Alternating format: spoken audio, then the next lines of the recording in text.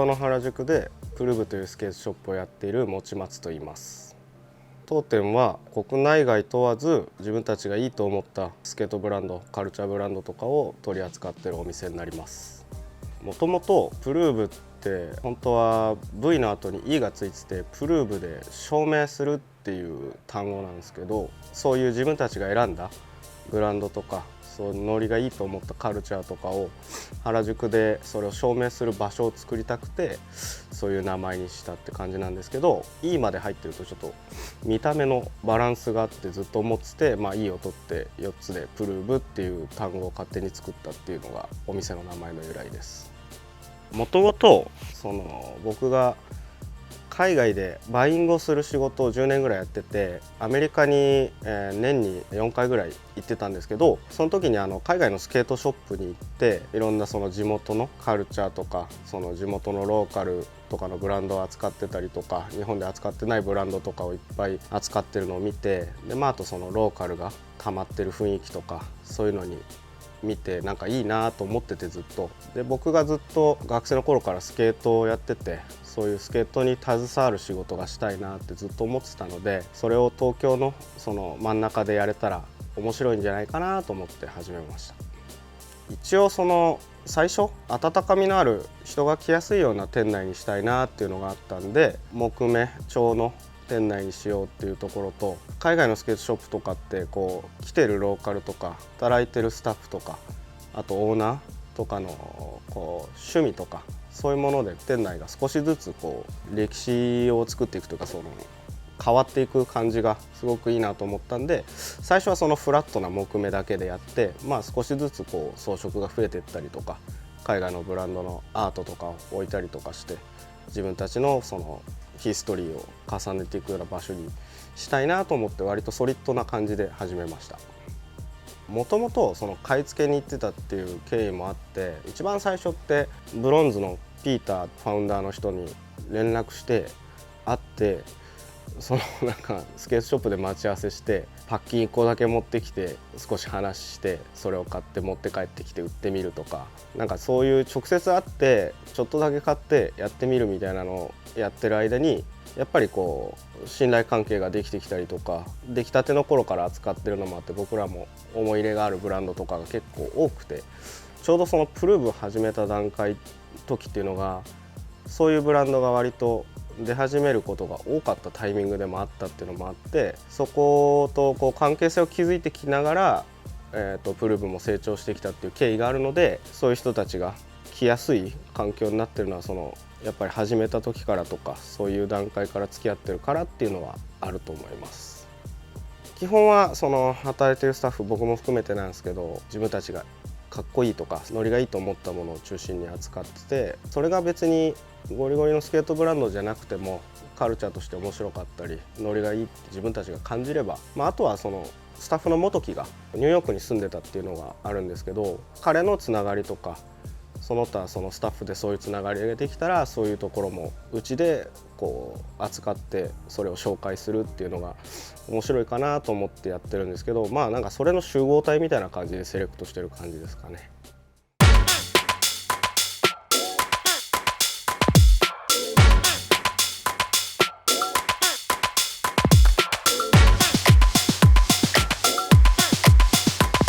どうも、プルーブ店長のたけしです。今日はお店の紹介を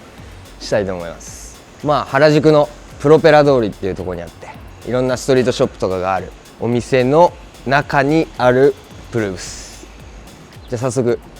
上がっていく感じで、ちょっと1個路地入った2階のお店なんで、ちょっと分かりづらいところあるんですけどね、こんな感じですね。お店こんな感じですね。ウッドをベースにしたショップになってるんで、とても居心地のいい感じになってると思います。じゃあ早速なんでお店の商品を紹介していきたいと思います。ここにがっつりあるのがダイムですね。カナダのブランドで、うちのお店ができた当初からずっと置いてるブランドで、お店とともに一緒に大きくなっていったようなブランドなんで、かなり愛着もあって、うちのスタッフもお客さんも大好きなブランドですね。ここら辺はスモールブランドを置いてますね。結構こだわって作った重機なんでかっこよく展示できるようにちっちゃいブランドを置いてかっこよくディスプレイできるようにしてますね。このブランドがヤードセールってブランドでロンドンを拠点に活躍しているブランドですね。このブランドもプルーブの創設の頃からかなりちっちゃいブランドでキャップとか T シャツしか作ってない頃からずっと追っかけてたブランドで、これもまた一緒に大きくなっていったみたいなブランドですね。最近だと日本に来日してうちのお店と一緒にポップアップのイベント開いて音楽のイベント開いてそこで映像流したりとかってやってかなり盛り上がったイベントになったですね。かなりかっこいいブランドです。次の紹介するブランドがポーラーですね。ポーラーの中でも特にビッグボーイっていうパンツがめちゃくちゃ人気です。シルエットもこんな感じでバギーデニムで太いパンツ履くならこれっしょみたいな感じのパンツでうちのお店でも人気のあるブランドですね。おすすめです。こんな感じでシューズもめっちゃあっておすすめだとこれですかね。 DC のジョン・シャナハンっていううちでも取り扱ってるブロンズっていうブランドのライダーのプロモデルですね。かっこいいっす。でレジ前に小物を集めてますね。結構いろんなスケートのグッズだったりいろんなブランドのグッズがあるんで来た時はぜひ見に来てください。ここがデッキスペースになるんですね。でうちのお店は東京の中でも割とスモールブランドだったりとかデッキのブランドの種類がすごい豊富なお店なんでおすすめの板がいっぱいあるですね。その中でも僕個人的に好きなのはこのオールタイマーズっていうブランドですね。僕も乗ってるブランドでニューヨークのブランドなんですけどいるライダーのメンバーもすごいかっこよくて僕が個人的におすすめなのはエティエンっていうスケーターがおすすめです。このアディダスの靴はおすすめですね。最近リリースしたばっかりでポップトレーディングっていうオランダのアムステルダムを拠点にしているブランドとのコラボのシューズでかっこいいです。あとはダイムのアウター類はめちゃくちゃ人気のアウターなんでこれとか超かっこいいですけどね。ギャルイ、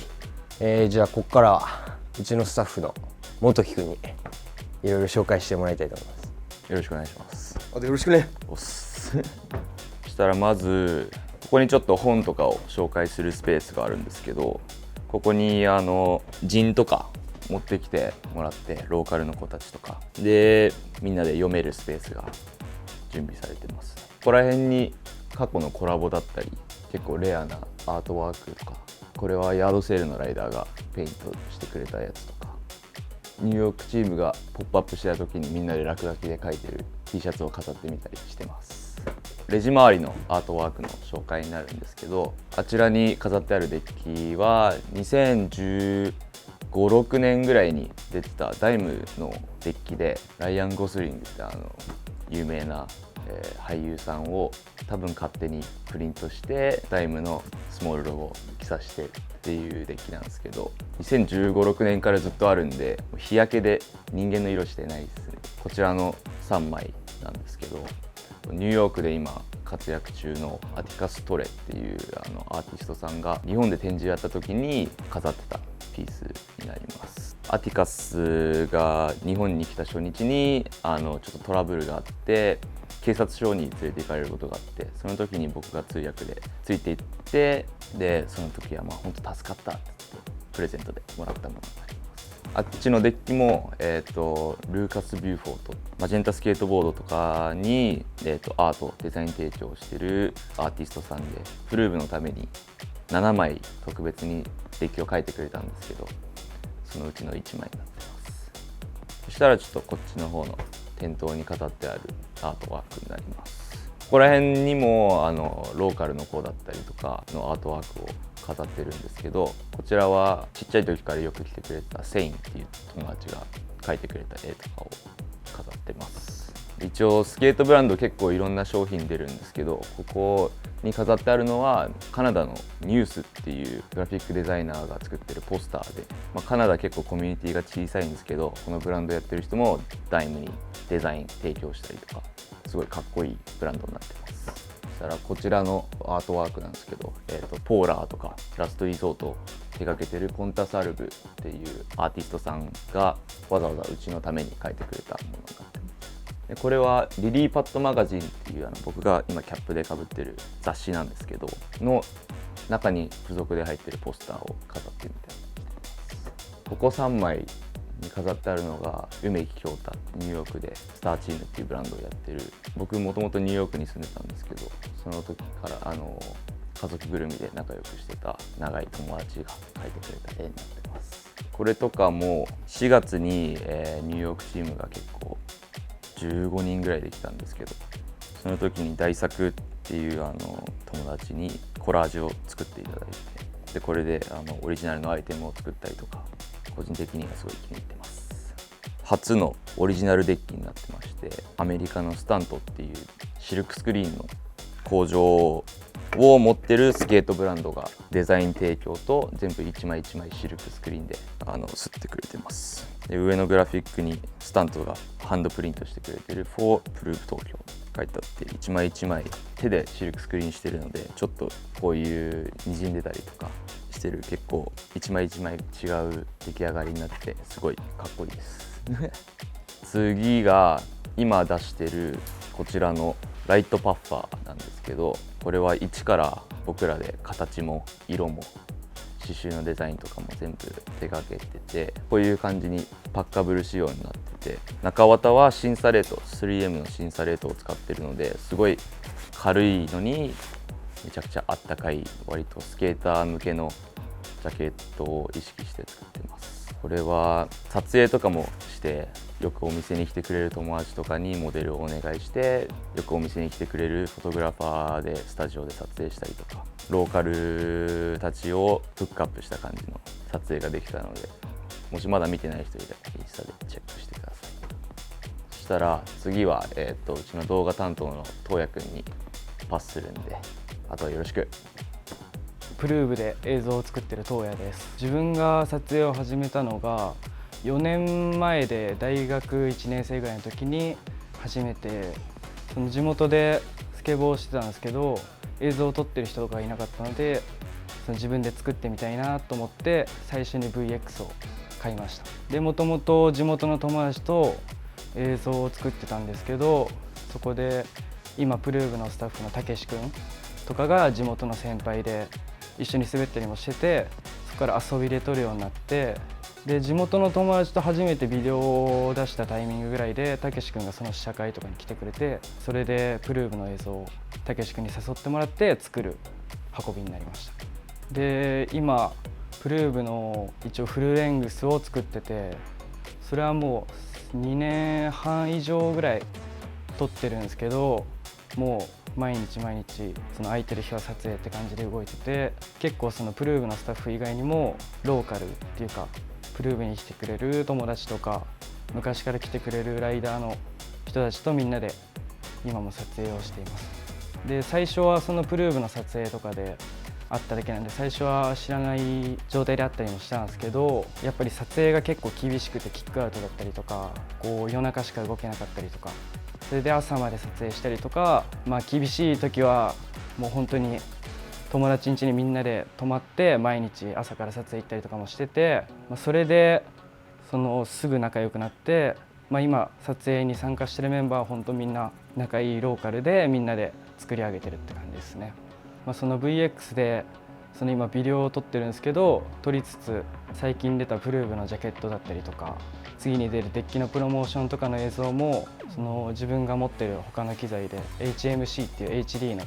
機材とか、そういうカメラとかをいろいろ使って今プロモ撮影とかもやってるんで、本当もうプルーブ入ってからはずっと常に映像に携わってるっていうか、そのプルーブに入ってスケートビデオ以外にもその映像をやるきっかけになったというか、なんですごい楽しいですね。